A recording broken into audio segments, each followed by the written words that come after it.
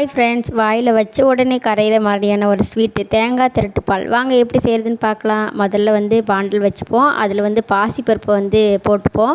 தேவையான அளவுக்கு பாசிப்பருப்பு போட்டால் போதும். இது தேங்காய் திரட்டுப்பாலுங்கிறதுனால தேங்காய் தான் அதிகமாக இருக்கணும், பாசிப்பருப்பு கம்மியாக தான் இருக்கணும்.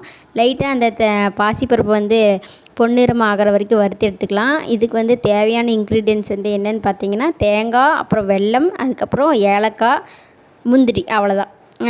பாசிப்பருப்பு வறுத்த உடனே அதை நல்லா கூல் பண்ணிக்கலாம். கூல் பண்ணிவிட்டு மிக்சியில் போட்டு நல்லா ஃபைன் பவுடராக அரைச்சிக்கலாம். திப்பி திப்பியாக இருந்தால் நல்லா இருக்காது. ஃபைன் பவுடராக அரைச்ச வாட்டி அதில் தேங்காய் ஆட் பண்ணிக்கலாம்.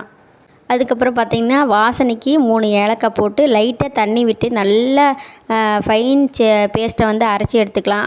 அதுக்கப்புறம் பாண்டிலில் நம்ம தாளிக்கிறதுக்கு தேவையான முந்திரி, அப்புறம் சில்லாக கொஞ்சம் நறுக்குன தேங்காய் அதை போட்டு நல்லா பொன்னிறமாக வறுத்து எடுத்துக்கலாம். அதுக்கப்புறம் அரைச்ச பேஸ்ட் நெய்யிலே கொஞ்சம் நேரம் விட்டு நல்லா வதக்கணும். அது அடி பிடிக்கும் பாசிப்பருப்பு சேர்த்ததுனால, அதனால் கைவிடாமல் கிண்டிக்கிட்டே இருக்கணும். அதுக்கப்புறம் கொஞ்சம் வெல்லம் ஆர் நாட்டு சக்கரை ஆட் பண்ணிக்கலாம். என்கிட்ட பொடிச்ச வெல்லம் இருந்துச்சு, அதை தான் ஆட் பண்ணேன். இருந்தாலும் அது கரையிறதுக்கு கொஞ்சம் லேட் ஆயிடுச்சு. நீங்கள் நாட்டு சர்க்கரையை ஆட் பண்ணிக்கோங்க. அது கொஞ்சம் வெந்த வாட்டி அதுக்கப்புறம் நெய் விட்டு நல்லா அல்வா பதத்தில் கிளறி எடுத்துக்கலாம்.